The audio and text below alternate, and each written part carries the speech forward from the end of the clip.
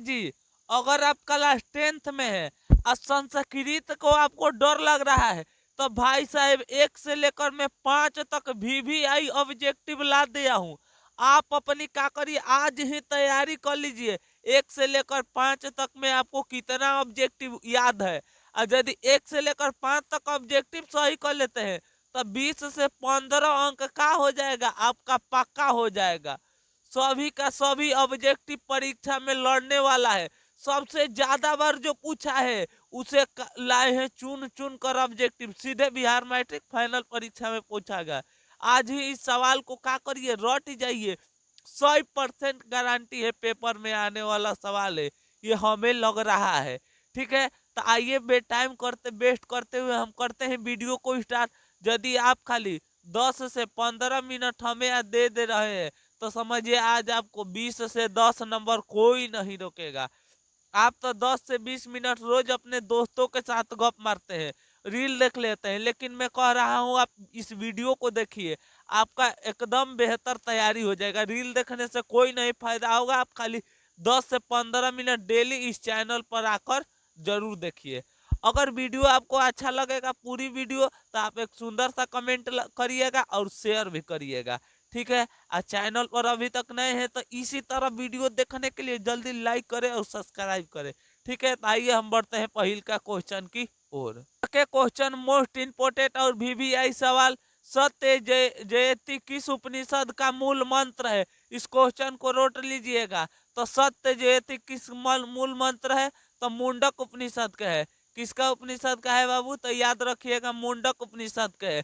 सबसे इंपोर्टेंट और VVI सवाल, मंगलम पाठ स रचयिता अस्ति, मंगलम पाठ के रचयिता कौन है? तो दूसरा के राइट आंसर याद रखिएगा महर्षि वेद व्यास है। कौन है बबुआ? तो याद रखिएगा महर्षि वेद व्यास जी हैं।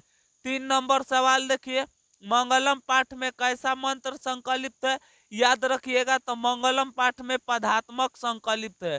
अगला सवाल देखिए, यह संपूर्ण किसके द्वारा अनुशासित है? यह संपूर्ण संसार किसके द्वारा अनुशासित है?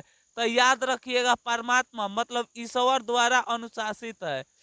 अगला क्वेश्चन देखिए, मंगलम पाठ में कुल कितने मंत्र पद है? मोस्ट इंपोर्टेंट और VVI सवाल। तो याद रखिएगा मंगलम पाठ में 5 है। अगला सवाल, सत्य का मुख किस पात्र से ढका है? लगा लीजिए 2026 के पेपर में पूछेगा, सत्य का मुख किस पात्र से ढका है? तो याद रखिएगा हिरण्मय पात्र से ढका है। सबसे इंपोर्टेंट और VVI सवाल है, इस क्वेश्चन को रट जाइएगा क्योंकि आने वाला सवाल है 2026 के पेपर में। किसकी जय परंतु किसकी विजय नहीं होती है? हमेशा याद रखिएगा असत्य का कभी भी विजय नहीं होती है। और एक बात, जब वीडियो समाप्त होगा तो हमें कमेंट में बताइएगा आपका कितना मार्क्स आया। आइए हम बढ़ते हैं 8 नंबर क्वेश्चन की ओर। 12 नंबर क्वेश्चन VVI सवाल है, मंगलम पाठ कहाँ से संकलित है? तो याद रखिएगा बबुआ मंगलम पाठ उपनिषद से संकलित है। महान से भी महान क्या है? लगा लीजिए 2026 के पेपर में छपेगा। तो याद रखिएगा महान से भी महान है आत्मा।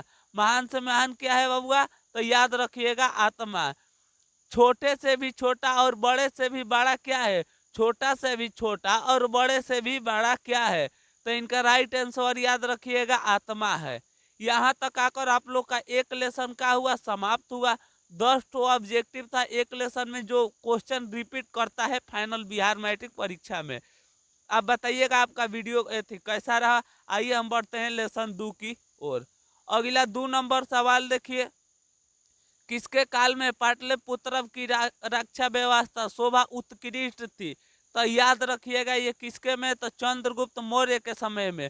बुद्ध काले पाटला नगर से नाम, बुद्ध के बेरी पाटना का नाम क्या था? तो याद रखिएगा पाटना का नाम पाटली ग्राम था। क्या नाम था बाबू? पाटली ग्राम था। कुटनिमिन काव्य के रचनाकार कौन है? तो याद रखिएगा कुटनिमिन काव्य के रचनाकार है दामोदर गुप्त। सवाल देखिए मोस्ट इंपोर्टेंट और VVI सवाल, सिख के 10वें गुरु कौन है? तो याद रखिएगा सिख के 10वें गुरु बाबू कौन थे? तो महावीर थे। कौन थे बबुआ? महावीर जी थे। 15 नंबर सवाल देखिए, पाटलिपुत्रम प्रांत किसकी राजधानी है? पाटना का राजधानी क्या? आखिर पाटना किसका राजधानी है? तो याद रखिएगा बिहार की राजधानी है। काव्य मीमांसा के कवि कौन है? तो आप कहिएगा मांस धनी आदमी खाएगा, मांस किनने के लिए पैसा नहीं चाहिए, इसीलिए हमें धनी आदमी चाहिए। तो काव्य मीमांसा के राजशेखर जी हैं। कौन है बाबू? राजशेखर जी हैं। यहाँ तक आकर 16 ऑब्जेक्टिव का हुआ, इतने ही कम समय में हम लोग कर दिए हैं समाप्त। आइए हम बढ़ते हैं 17 नंबर क्वेश्चन की ओर। पहला देखिए 17 नंबर सवाल, पाटलिपुत्र पटना के कब प्रसिद्ध हुआ? आखिर पटना नाम पाटलिपुत्र का कब प्रसिद्ध हुआ? तो याद रखिएगा ये प्रसिद्ध हुआ था मध्यकाल में। कब हुआ था बबुआ? मध्यकाल में प्रसिद्ध हुआ। पटना का इतिहास कितना पुराना है? तो याद रखिएगा 2500 पुराना है। ठीक है, अगला सवाल देखिए, यूनान का राजदूत कौन थे? 19 के राइट आंसर याद रखिएगा मेगास्थनीज थे। 2026 के पेपर में पूछेगा। कमोदी महोत्सव किस ऋतु में मनाया जाता है? तो याद रखिएगा बबुआ कमोदी महोत्सव वर्षा शरद ऋतु में मनाया जाता है। अगला सवाल देखिए, पटना नगर की पालिका देवी कौन है? तो याद रखिएगा पटना की पाटिन देवी है। कौन है बाबू? तो याद रखिएगा पटन देवी है। सबसे इंपोर्टेंट और वीवीआई सवाल है, सरस्वती का कुल गृह कौन महानगर है? सरस्वती का कुल गृह कौन सा महानगर है? आखिर यह किसने कहे थे? तो याद रखिएगा भगवान बुद्ध ने कहे थे। किसने कहे थे बबुआ? भगवान बुद्ध ने कहे थे। पटना का इतिहास, पाटन शब्द किस शब्द से लिया गया है? सबसे इंपोर्टेंट और वीवीआई सवाल, तो याद रखिएगा पाटन शब्द पतन शब्द से लिया गया है। गुरु गोविंद सिंह का जन्म स्थान किस नाम से प्रसिद्ध है? तो याद रखिएगा गुरुद्वारा से प्रसिद्ध है। अलस का पाठ के रचयिता कौन है? तो याद रखिएगा यहाँ पर आकर 24 ऑब्जेक्टिव का हो गया बबुआ, समाप्त हो गया, जिसमें 14 थी 2 पार्ट के और एक चैप्टर के 10 ऑब्जेक्टिव था। आप बताइए आपका अभी तक इसमें कितना मार्क्स आया? ठीक है, तो आइए हम बढ़ते हैं 3 नंबर पार्ट की ओर। अलग का था पाठ के रचयिता कौन है? तो याद रखिएगा विद्यापति जी है। कौन है बबुआ? विद्यापति जी हैं। बताइए आपको वीडियो कैसा लग रहा है? बहुत मजा आएगा, पूरा वीडियो अंत तक देखिए। अभी तक सब्सक्राइब नहीं किए हैं तो जरूर सब्सक्राइब करें। ठीक है, तो आइए हम बढ़ते हैं 17 नंबर क्वेश्चन की ओर। 26 नंबर। तो अगला सवाल देखिए, वीवीआई सवाल, नीतिकार आलस्य को क्या मानते हैं? तो याद रखिएगा नीतिकार आलस्य को शत्रु मानते हैं। अलस का था पाठ किस ग्रंथ से संकलित है? तो याद रखिएगा बाबू पुरुष परीक्षा से संकलित है। मोस्ट इंपोर्टेंट सभी का सभी सवाल है। अगला सवाल देखिए, वीरेश्वर कौन था? तो याद रखिएगा वीरेश्वर मिथिला के मंत्री था। घर में लगी आग को देखकर कौन लोग पलायन हो गए? तो याद रखिएगा धूर्त तो लोग क्या हो गए? भाग गए।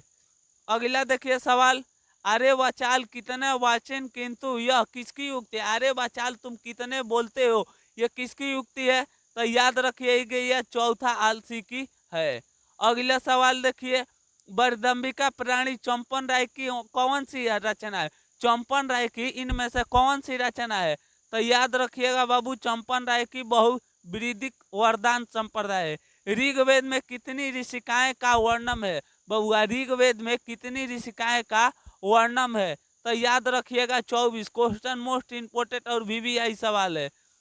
अगला सवाल देखिए, लैंगिक संस्कृत साहित्य में कवियात्रियों को कितने कितने पद फुट रूप से तंत्र मिला है?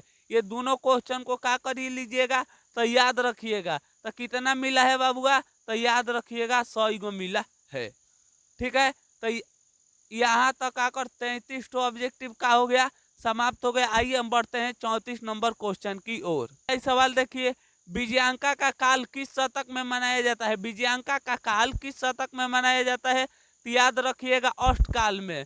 स्वर शुक्ला सरस्वती किसे कहा गया है? स्वर शुक्ला सरस्वती किसे कहा गया है? तो याद रखिएगा इस क्वेश्चन को बबुआ, तो डांडी को कहा गया है। जनक की सभा में शास्त्र कुशल कौन थी? तो याद रखिएगा जनक के सभा में बाबू शास्त्र कुशल गार्गी थी। कौन थी बबुआ? तो गार्गी थी। अगला सवाल देखिए, अथर्ववेद में मंत्र दर्शित कितने ऋषिकाएं हैं? अथर्ववेद में कितनी ऋषिकाएं हैं? तो याद रखिएगा 5 ऋषिकाएं हैं। अगला सवाल देखिए, लैंगिक संस्कृत साहित्य की कवियात्री प्राथमिक कौन थी? अखिलैंगिक संस्कृत साहित्य की प्राथमिक कवियत्री कौन थी? याद रखिएगा, विजयांका थी। अगला सवाल देखिए, वीवीआई सवाल है, सबसे इंपोर्टेंट 2026 के पेपर में पूछेगा। गांधी दर्शन प्रभावित रचना है। आखिर गांधी जी किस दर्शन से प्रभावित हो गए थे? तो याद रखिएगा, सत्यगृह से। अगला, कंपन राय का समय क्या था? तो याद रखिएगा बाबू, कंपन राय का समय 14वीं सदी थी।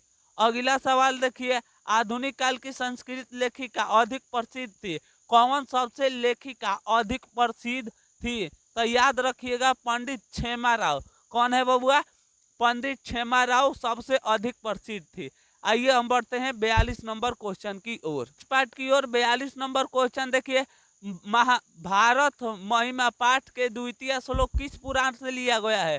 तो याद रखिएगा, विष्णु पुराण से ना भगवत पुराण से लिया गया है। ये ऑप्शन गलती है। अगला, गयंती देव पुरुषोत्तम, यह पद किस पुराण से लिया गया है? तो इसका भी याद रखिएगा, विष्णु पुराण से लिया गया है।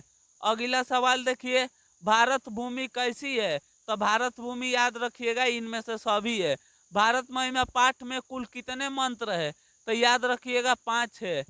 अगला सवाल देखिए, वीवीआई सवाल और लास्ट सवाल, भारत भूमि पर जन्म लेने वाला किससे तुलना होता है? तो याद रखिएगा, देवता से।